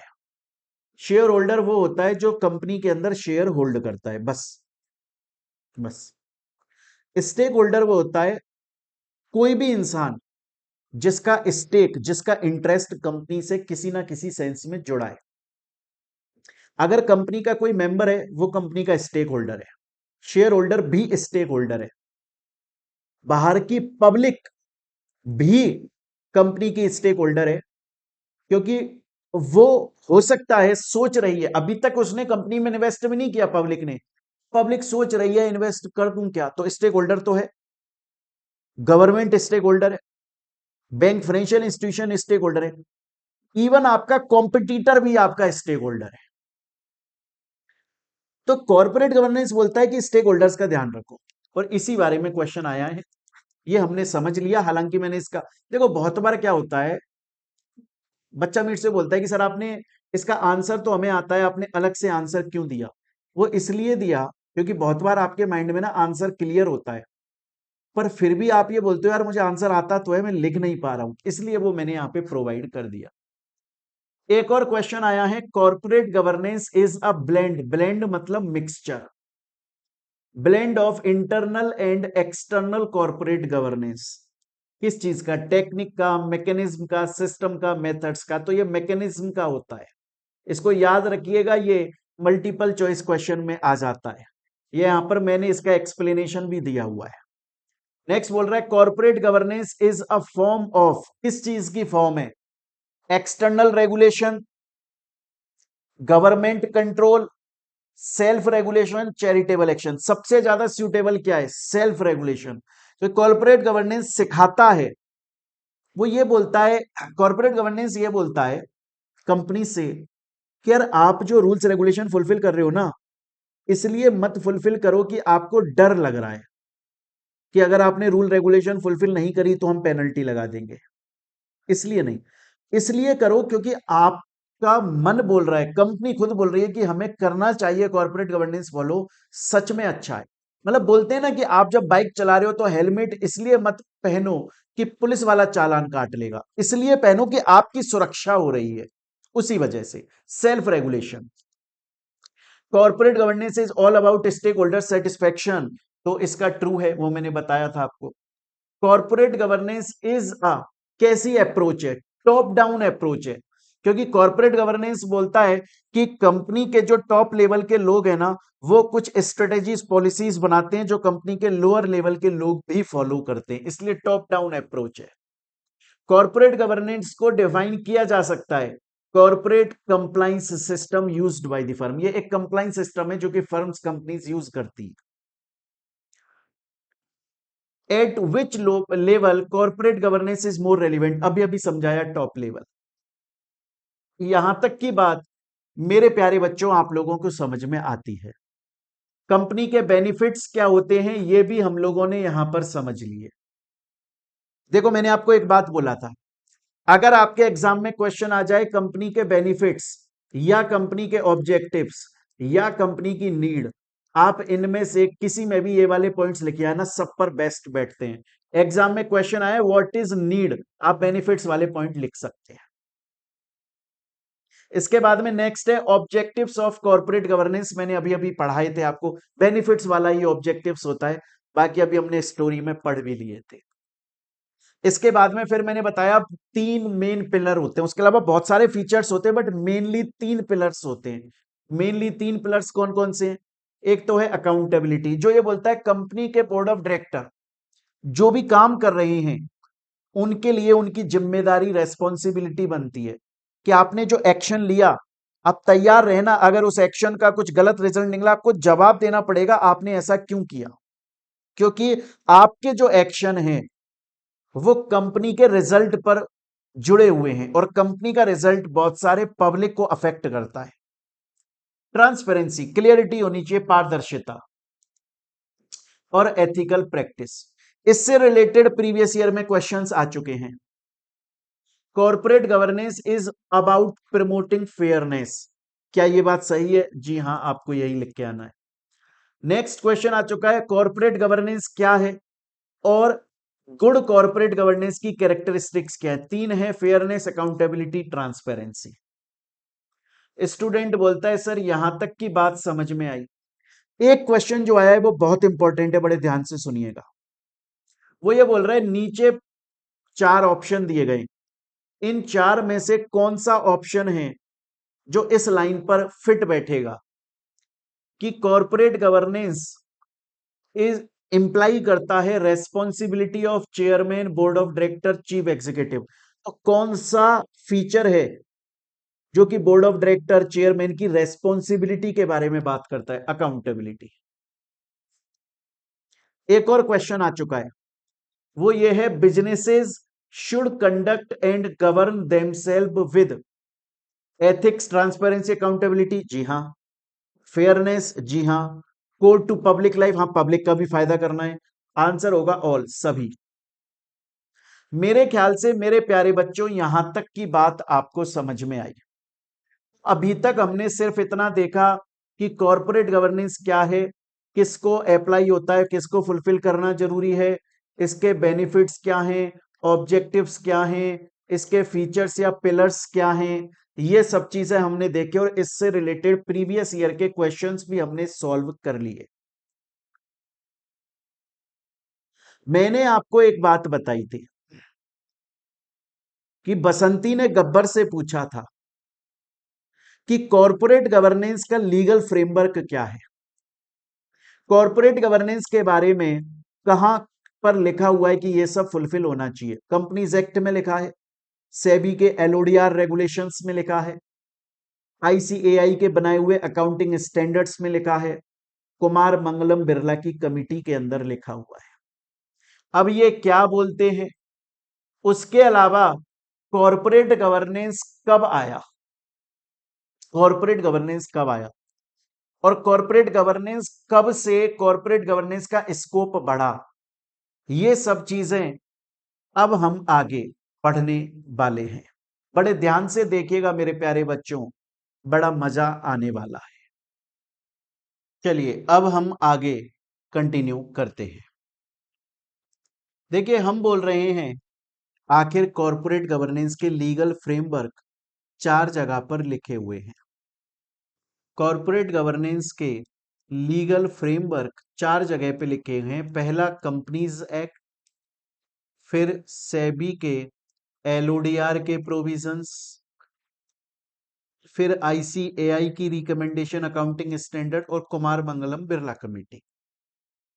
हम देखते हैं कंपनीज एक्ट के अंदर कहां पर लिखे हुए हैं legal framework of corporate governance, कहां पर लिखे हैं कंपनीज एक्ट के अंदर। सबसे पहले हम ये देखेंगे। देखिए एक बात बताइए मुझे, कॉरपोरेट गवर्नेंस ये बोलता है ना कि स्टेक होल्डर्स का, शेयर होल्डर्स का, पब्लिक का, इन्वेस्टर्स का, कंपनी के मेंबर्स का फायदा करो, बेनिफिट करो। आपको पता है कंपनी के अंदर जब भी कोई इंपॉर्टेंट डिसीजन लिया जाता है, कंपनी के अंदर जब भी कभी भी कोई भी इंपॉर्टेंट डिसीजन लिया जाता है तो कंपनी के शेयर होल्डर्स से पूछा जाता है कि क्या हम ये कर लें, और अगर वो शेयर होल्डर्स अप्रूव करते हैं तो ही कंपनी काम करती है, अदरवाइज नहीं करती है। मतलब कंपनी जो काम कर रही है या कंपनी जो डिसीजन ले रही है उसमें अपने शेयर होल्डर्स मेंबर्स को इन्वॉल्व कर रही है, पार्टिसिपेट करा रही है। कॉर्पोरेट गवर्नेंस ही तो है ये। सर ये कैसे होता है? अरे आज अगर किसी कंपनी को नाम चेंज करना है, शेयर होल्डर्स से पूछा जाता है स्पेशल रिजोल्यूशन के थ्रू। और बहुत सारे ऐसे काम होते हैं जिसमें ऑर्डिनरी रिजोल्यूशन से पूछा जाता है। बट मेन मुद्दा क्या है? मेन मुद्दा यह है कि कंपनी जब कोई काम कर रही है शेयर होल्डर से पूछ रही है, शेयर होल्डर्स को कंपनी के अंदर होने वाले मैटर्स में इन्वॉल्व किया जा रहा है, पार्टिसिपेट कराया जा रहा है। शेयर होल्डर्स को फील हो रहा है कि यार हमने कंपनी में पैसा लगाया, तो ऐसा नहीं है कि कंपनी वाले हमको कोई तवज्जो ही नहीं देते। नहीं, कंपनी में कुछ काम होता है, हमसे वोटिंग कराई जाती है, हमारा वोट मैटर करता है। कॉर्पोरेट गवर्नेंस ये कंपनीज एक्ट में लिखा है कि अगर कंपनी कुछ भी काम करेगी तो अप्रूवल लेनी पड़ेगी, या तो स्पेशल रिजोल्यूशन या ऑर्डिनरी बिजनेस, वो अलग अलग मैटर्स हैं। उसके अलावा आप देखिए कंपनी के अंदर, अब देखिए कंपनी के अंदर क्या होता है, एक तो वो शेयर होल्डर्स होते हैं जिन्हें हम मेजॉरिटी शेयर होल्डर्स बोलते हैं। मेजॉरिटी शेयर होल्डर्स का मतलब होता है उन्होंने कंपनी के अच्छे खासे शेयर्स होल्ड किए हुए होते हैं। और एक माइनॉरिटी शेयर होल्डर्स होते हैं जिन्होंने कंपनी के कम शेयर्स होल्ड करे होते हैं। अब होता है ऐसा, आप देखिए अपनी लाइफ में होता है, आप अगर दुकानदार हो ना, आज आप दुकानदार हो और एक आदमी आपसे एक घड़ी लेकर गया, और मान लीजिए इस घड़ी की कीमत है 10,000 रुपए, और दूसरा आदमी आपसे एसी खरीद के लेकर गया और एसी की कीमत है 50,000, 60,000 रुपए। पता है ऐसा जनरली होता है कि जिसने हमसे ज्यादा रुपए का सामान खरीदा ना, हमारा उसकी तरफ झुकाव हो जाता है। हम बोलते हैं यार ये हमारा ज्यादा प्रॉफिट करा के गया है, ज्यादा कमाई करा के गया है हमारी, हम उसकी तरफ ज्यादा झुकते हैं। ये होता है, हर हर किसी के साथ में ऐसा होता है। कंपनीज ऐसा नहीं करती। कंपनीज बोलती हैं आप मेजॉरिटी शेयर होल्डर्स हैं, आपने बहुत सारे शेयर्स कंपनी के होल्ड करे हैं, आप माइनॉरिटी शेयर होल्डर हैं, आपने कम शेयर होल्ड करे हैं, हमारे लिए दोनों बराबर है। अगर अगर कभी मेजॉरिटी शेयर होल्डर्स जाने या अनजाने में माइनॉरिटी शेयर होल्डर्स को ऑप्रेस करते हैं, दबाते हैं, उनके अधिकारों का खनन करते हैं, उनको उनके राइट्स को इन्फ्रिंज करते हैं, यूज नहीं लेने देते, या उनके साथ मिसमैनेजमेंट करते हैं, कंपनीज एक्ट उन मेजॉरिटी माइनॉरिटी शेयर होल्डर्स से बोलता है तुम इनके खिलाफ अपील कर दो। ये कॉर्पोरेट गवर्नेंस ही तो है जो मेजॉरिटी शेयर होल्डर्स को, आज एग्जांपल के तौर पे, आज मान के चलो एक ए नाम की कंपनी है जो बी कंपनी में मर्ज होना चाहती है, इसके मेजॉरिटी शेयर होल्डर्स बोल रहे हैं कि हां तुम मर्ज हो जाओ, हम वोट देने को तैयार हैं। माइनॉरिटी से भी पूछा जाता है। तो हम बोल रहे हैं कॉर्पोरेट गवर्नेंस कंपनीज एक्ट में फॉलो होता है, प्रूव करो। एक तो प्रूव कर रहा है कि भैया शेयर होल्डर्स का पार्टिसिपेशन है, दूसरा माइनॉरिटी शेयर होल्डर्स का फायदा देखा जा रहा है, तीसरा आपको पता है अगर आप कंपनी के मेंबर हैं और कंपनी कोई जनरल मीटिंग कर रही है, जैसे हमने पढ़ा कि वोट देना होता है, स्पेशल रिजोल्यूशन, ये सब वोट देना होता है, अब आप वोट देना चाहते हैं कंपनी के किसी मैटर में, लेकिन आप मीटिंग के अंदर ना आना नहीं चाहते। कंपनी की मीटिंग है बेंगलोर में, आप बैठे हो जयपुर में। अब मैं एक कंपनी का मेंबर हूं, कंपनी की मीटिंग बेंगलोर में है, मैं जयपुर में बैठा हूं, मैं वोट देना चाहता हूं, पर मैं बेंगलोर नहीं जाना चाहता। कंपनी बोलती है कोई बात नहीं, इलेक्ट्रॉनिकली दे दो, वहां घर पे बैठे बैठे आराम से बेड पे लेटे लेटे दे दो। मेरा पार्टिसिपेशन, कॉर्पोरेट गवर्नेंस, कंपनी के बोर्ड ऑफ डायरेक्टर्स, कंपनी के बोर्ड ऑफ डायरेक्टर्स जो हैं वो वर्चुअली बोर्ड मीटिंग अटेंड कर सकते हैं। ये सभी कंपनीज एक्ट के अंदर शो करते हैं कि कॉर्पोरेट गवर्नेंस जो है वो कंपनीज एक्ट प्रिवेल करता है। इसके अलावा एक आता है सेबी एलओडीआर। एलओडीआर क्या होता है? मैंने अभी अभी आपको बताया था, कोई भी कंपनी जब स्टॉक एक्सचेंज के ऊपर लिस्ट होना चाहती है, क्यों होती है कोई भी कंपनी स्टॉक एक्सचेंज पर लिस्ट? ताकि वो बहुत सारी पब्लिक को अपने शेयर्स इशू कर सके। तो सपोज कीजिए कि एक कंपनी है, सपोज कीजिए बच्चों एक कंपनी है ए नाम की, और वो गई स्टॉक एक्सचेंज के पास, और स्टॉक एक्सचेंज के पास में जाकर बोली कि तुम मुझे अपने ऊपर लिस्ट कर लो, मैं शेयर्स इशू करना चाहती हूं तुम्हारे थ्रू।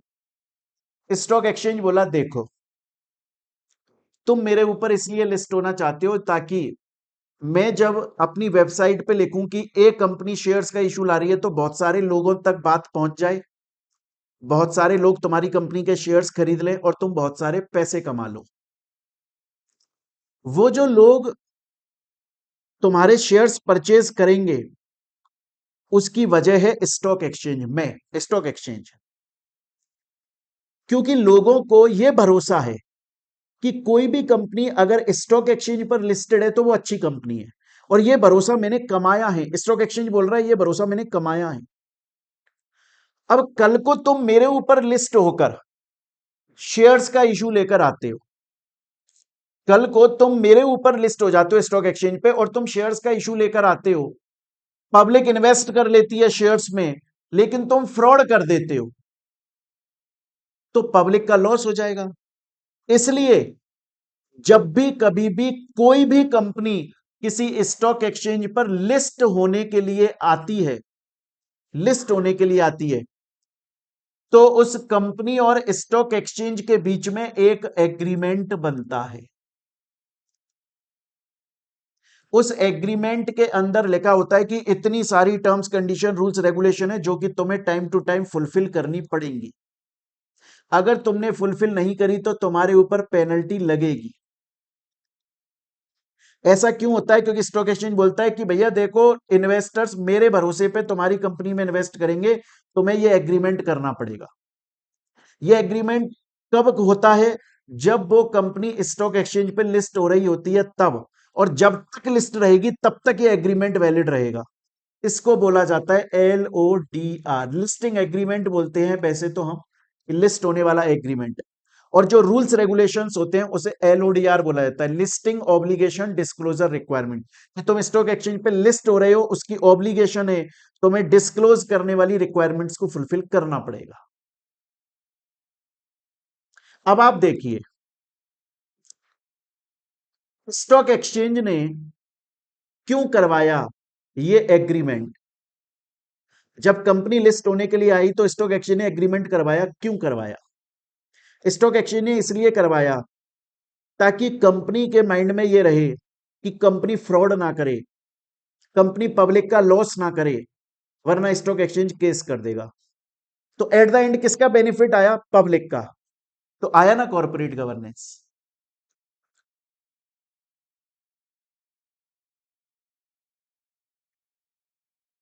यहां तक की बात मेरी समझ में आ रही है आपको? इसके अलावा ICAI के अकाउंटिंग स्टैंडर्ड्स बोलते हैं वो है, और कुमार मंगलम बिरला, एक कमिटी बनी, बहुत सारी कमिटी बनी थी, हम पढ़ेंगे चैप्टर में आगे। उनमें से कुमार मंगलम बिरला की कमिटी बहुत फेमस हुई, उनकी दी गई एडवाइस कॉर्पोरेट गवर्नेंस में इंप्लीमेंट लागू करी गई।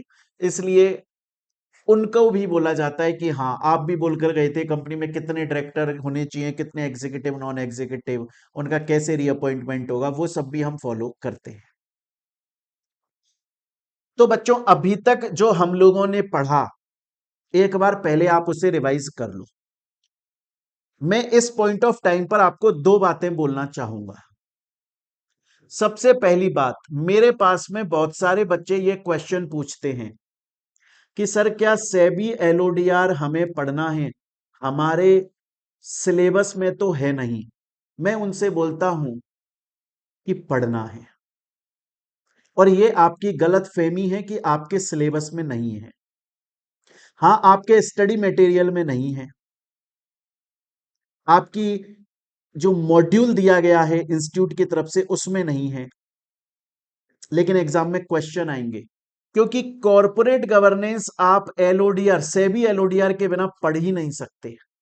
फिर आपने कॉरपोरेट गवर्नेंस पूरा पढ़ा ही नहीं, क्योंकि कॉरपोरेट गवर्नेंस का कुछ पार्ट एलओडीआर में होता है। इवन आपको पता है, जब हम अलग से कभी किसी को सेबी एलओडीआर पढ़ाते हैं ना बच्चों को, तो उनमें रेगुलेशन 17 से लेकर 29 तक हम सेबी एलओडीआर के अंदर पढ़ाते ही नहीं है बच्चे को। हम बोलते हैं जब तुम्हें कॉर्पोरेट गवर्नेंस पढ़ाया जाएगा ना, उसमें ये रेगुलेशन पढ़ाएंगे, क्योंकि ये जो रेगुलेशन 17 से 29 है, ये भले ही है सेबी एलओडीआर के अंदर, पर एक्चुअली में कॉर्पोरेट गवर्नेंस का पार्ट है। तो आपके दिमाग में ना अभी ये क्वेश्चन नहीं आना चाहिए। अब ये क्वेश्चन मेरे से दोबारा मत बोलना कि सर क्या सेबी एलओडीआर पढ़ना होगा। पढ़ना है, आपके सिलेबस का पार्ट है।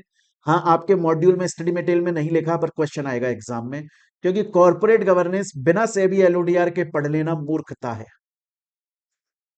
दूसरी बात, दूसरी बात बच्चों मैं ये बोलना चाहूंगा, आप चाहो तो एक बार यहां तक क्लास को पॉज कर लो और रिवाइज करो हमने क्या पढ़ा।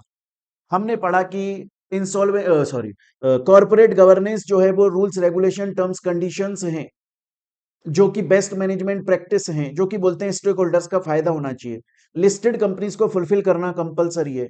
इनके तीन मेन फीचर्स होते हैं, फेयरनेस, अकाउंटेबिलिटी, ट्रांसपेरेंसी, फैट। इसके अलावा फिर हमने इनके बेनिफिट्स पढ़े, जो कंपनीज को, सेबी को, बैंक्स, फाइनेंशियल इंस्टीट्यूशन को गवर्नमेंट को, पब्लिक को, सबको होते हैं। फिर उसके बाद में हमके इसके ऑब्जेक्टिव्स पढ़ लिए। फिर हमने कुछ प्रीवियस ईयर क्वेश्चन यहां तक सॉल्व कर लिए। हमने इनका लीगल फ्रेमवर्क भी पढ़ लिया। अब हम चल रहे हैं बहुत ही इंपॉर्टेंट टॉपिक के ऊपर।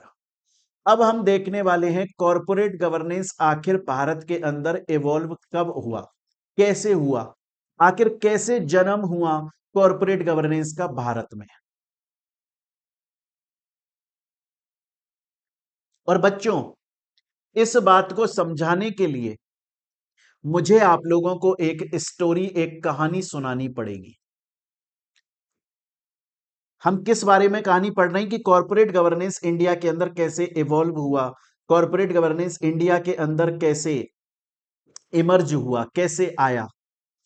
हम पढ़ रहे हैं कॉरपोरेट गवर्नेंस इंडिया के अंदर कैसे इमर्ज हुआ, कैसे इवॉल्व हुआ, कैसे इंडिया के अंदर कॉरपोरेट गवर्नेंस का आना हुआ।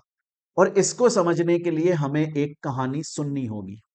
ये कहानी है दो लोगों के बीच की, जिसमें से एक है सोना और एक है बाबू। बाबू एंड सोना के बीच की कहानी है, वो हमें सुननी है।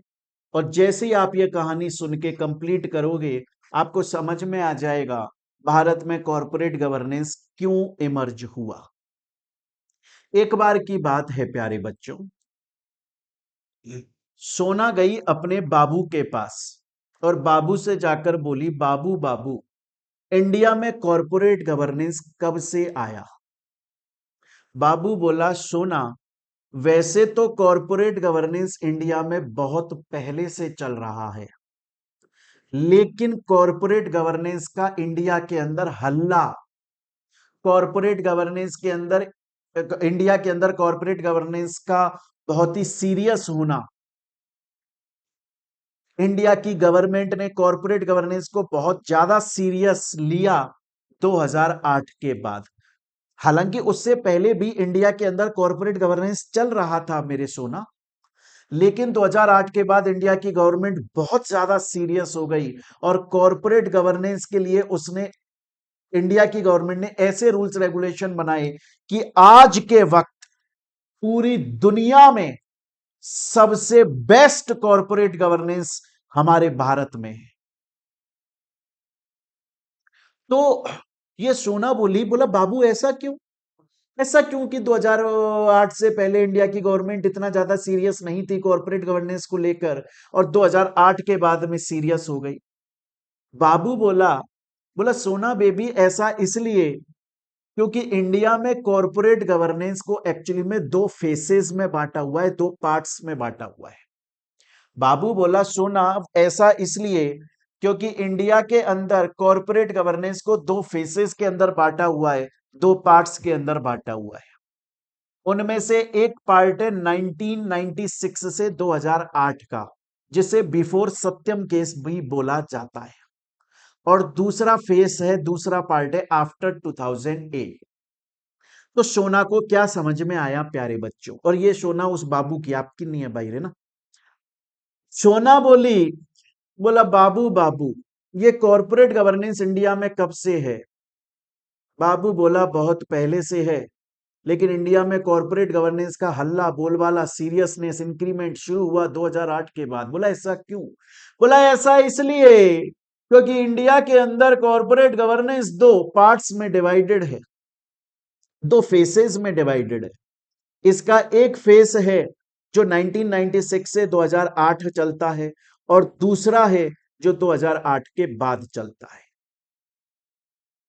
तो फिर सोना ने पूछा, बोला फर्स्ट पे फेस जो सत्यम केस तुम बोल रहे हो, मतलब वो क्या है? ऐसा क्या हुआ कि उसके बाद में फिर इंडिया की गवर्नमेंट इतना ज्यादा सीरियस हो गई और कॉरपोरेट गवर्नेंस को इतना बढ़िया तरीके से फॉलो करने लग गए कि आज भारत पूरी दुनिया के अंदर सबसे बेस्ट कॉरपोरेट गवर्नेंस को लेकर चलता है? ऐसा क्या हुआ? क्या है ये सत्यम केस? थोड़ा एग्जाम्पल से समझाओ। बाबू बोला ओके सोना बेबी, मैं आपको एग्जाम्पल से समझाता हूं, अब बड़े ध्यान से सुनिएगा एग्जाम्पल को। बोला देखो बात ऐसी है सोना, बात है 1986 की। 1986 के अंदर हमारे जो उस वक्त के प्राइम मिनिस्टर थे मिस्टर राजीव गांधी, वो इंडिया में नया नया कंप्यूटर का सिस्टम लेकर आए थे, नया नया कंप्यूटर का काम लेकर आए थे। कंप्यूटर 1986 में आया था भारत में। तो 1987 के अंदर हैदराबाद के अंदर दो भाइयों ने मिलकर एक कंपनी स्टार्ट करी जिसका नाम रखा सत्यम।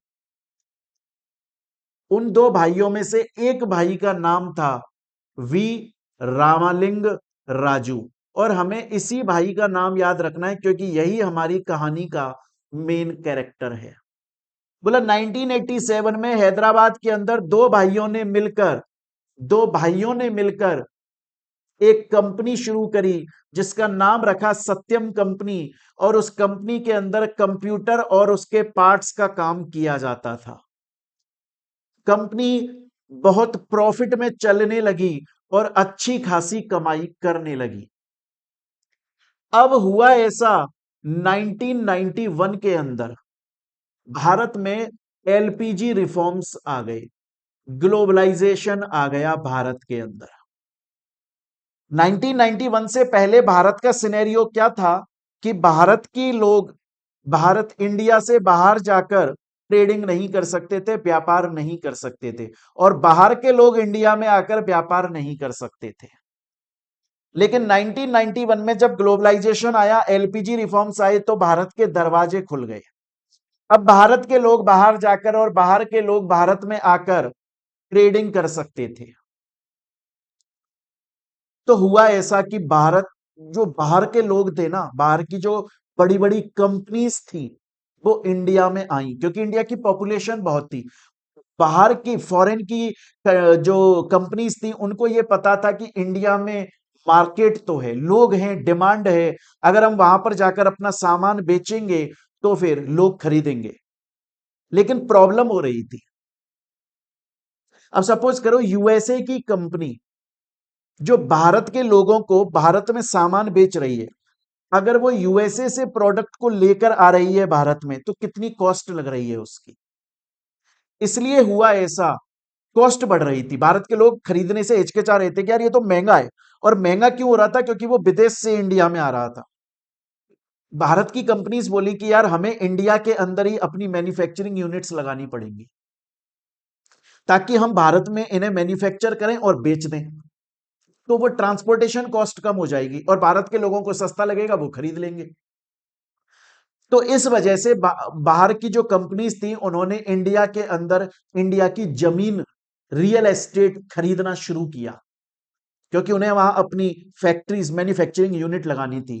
तो जब 1991 में ग्लोबलाइजेशन आया, फॉरेन कंट्रीज की कंपनीज इंडिया में आई, उन्होंने इंडिया की जमीन खरीदने लगे, तो जमीनों की प्राइस बढ़ गई। अरे वो जमीन जिसकी कीमत सिर्फ 2 लाख रुपए थी, वो 20 लाख रुपए की कीमत पे बिकने लगी। तो ये जो वी रामालिंगा राजू था, ये बोला बोला अपन भी अब रियल एस्टेट सेक्टर में पैसा लगाएगा। तो इसने क्या किया, इसने सत्यम कंपनी से जितना पैसा कमाया था, वो पूरा प्रॉपर्टीज खरीदने में लगा दिया। और इतनी प्रॉपर्टीज खरीदी भाई, बहुत प्रॉपर्टीज खरीदी, अपने नाम पे खरीदी, अपने भाई के नाम पे खरीदी, अपनी कंपनी के एम्प्लॉयज के नाम पे खरीदी, और खरीदता रहा, और इतनी प्रॉपर्टीज खरीदी कि कंपनी का पूरा पैसा खत्म कर दिया। लेकिन फिर भी माना नहीं, बोला अपन रुकेगा नहीं, अपन झुकेगा नहीं, अपन पुष्पा भाऊ है, अपन को और रियल एस्टेट में पैसा इन्वेस्ट करने का है। लेकिन पैसा था नहीं, जो सत्यम कंपनी से कमाया पूरा खत्म कर दिया इसने। तो अब इसने क्या किया, अब इसने अपनी सत्यम कंपनी के जो अकाउंट्स थे, उनमें फ्रॉड करना शुरू किया। कंपनी ने कमाया, कंपनी का ईयर एंड हुआ, कंपनी प्रॉफिट में चल रही है 5 करोड़ के, लेकिन कागजों में लिख दिया कंपनी ने अब की बार 500 करोड़ रुपए कमाए, कंपनी ने अब की बार 2000 करोड़ रुपए कमाए, कंपनी ने अब की बार 10 ब्रांच ओपन कर दी, सिर्फ कागजों में लिख दिया। रियल में ऐसा नहीं था, कंपनी लॉस में थी। अब हुआ ऐसा कि जब इसने अखबारों में यह बात फैला दी कि कंपनी, सत्यम कंपनी तो बहुत प्रॉफिट में है भाई, कंपनी के तो 500 करोड़ के प्रॉफिट हो रहे हैं, तो पब्लिक ने उनके ऊपर भरोसा करके दे दमादम इन्वेस्टमेंट किया। इसके पास में पैसा आया, इसने फिर प्रॉपर्टीज खरीदी। लेकिन एक दिन लेकिन एक दिन 2008 के आसपास ये कच्चा चिट्ठा खुल गया, ये कच्चा चिट्ठा खुल गया, और गवर्नमेंट को पता लगा यार ये कितना बड़ा फ्रॉड हुआ। सेबी के कम से कम करोड़ों रुपए डूब गए सत्यम कंपनी के अंदर। तब गवर्नमेंट का मजाक बन गया। बोले यार वी रामालिंगा राजू 1987 1987 में हैदराबाद के अंदर अपने भाई के साथ में कंप्यूटर का काम स्टार्ट किया सत्यम कंपनी के नाम से। 1991 में ग्लोबलाइजेशन आ गया और इंडिया के अंदर रियल एस्टेट जमीन की कीमतें बढ़ने लगी। वी रामालिंगा राजू ने भी खूब सारी जमीन खरीदी, सत्यम कंपनी का पूरा पैसा खत्म कर दिया, और पैसे की जरूरत थी, कंपनी के अकाउंट्स में मिस रिप्रेजेंट करने लगा, कंपनी लॉस में जा रही है तो भी प्रॉफिट में कागजों में दिखाने लगा। लोगों ने भरोसा करके इन्वेस्टमेंट किया, बहुत सारे लोगों ने पैसा कंपनी में इन्वेस्ट किया, और बाद में पता चला कंपनी लॉस में है। भारत की सरकार का मजाक बन गया। लोग बोले कि हम ऐसी सरकार पर भरोसा कैसे करें, इसको यही नहीं पता कि कोई कंपनी कागजों में लिख रही है प्रॉफिट हो रहा है, वो लॉस में चल रही है, बेचारी पब्लिक का पैसा डूब गया। गवर्नमेंट को समझ में आ गया ना, नहीं भैया ऐसे नहीं चलेगा, ऐसे नहीं चलेगा, सीरियस होना पड़ेगा, हमें कुछ ऐसे रूल्स रेगुलेशन लाने पड़ेंगे जो कि सबको बहुत सीरियसली फॉलो करने पड़ेंगे, कॉर्पोरेट गवर्नेंस को बहुत सीरियस लेना पड़ेगा। और सत्यम केस के बाद में कॉर्पोरेट गवर्नेंस को इंडिया का सेकंड फेस मिला, कॉर्पोरेट गवर्नेंस का इंडिया के अंदर, और बहुत सीरियसली लिया गया कॉर्पोरेट गवर्नेंस को। और आज ये स्थिति है, पूरी दुनिया के अंदर भारत का कॉर्पोरेट गवर्नेंस नंबर 1 पे चलता है। इसलिए बोला जाता है कि कॉर्पोरेट गवर्नेंस के 2 फेस हैं, पहला बिफोर सत्यम केस, क्योंकि सत्यम केस में जो हुआ उसमें बहुत सारे लोगों के पैसे डूब गए, भारत की सरकार का मजाक बना, उनके रूल्स रेगुलेशंस का मजाक बना, और बोला गया कि भैया आप कुछ ऐसी टर्म्स कंडीशन, नियम, शर्तें बनाओ ताकि कॉर्पोरेट गवर्नेंस सीरियस हो जाए। और यहां से शुरू होता है सेकंड फेज। बच्चों ये सेकंड फेज हम लोग अपनी नेक्स्ट क्लास के अंदर पढ़ेंगे। मेरे ख्याल से यहां तक की बात आप लोगों को समझ में आई। यहां तक की बात आप लोगों को समझ में आई प्यारे बच्चों कि फर्स्ट फेज क्यों बोला जाता है। तो एक बार अभी तक हमने इस चैप्टर में जितना पढ़ा आप लोग उतना रिवाइज करें प्यारे स्टूडेंट्स। बाकी का हम लोग अपनी नेक्स्ट क्लास के अंदर कंटिन्यू करेंगे। Till then thank you, take care प्यारे बच्चों।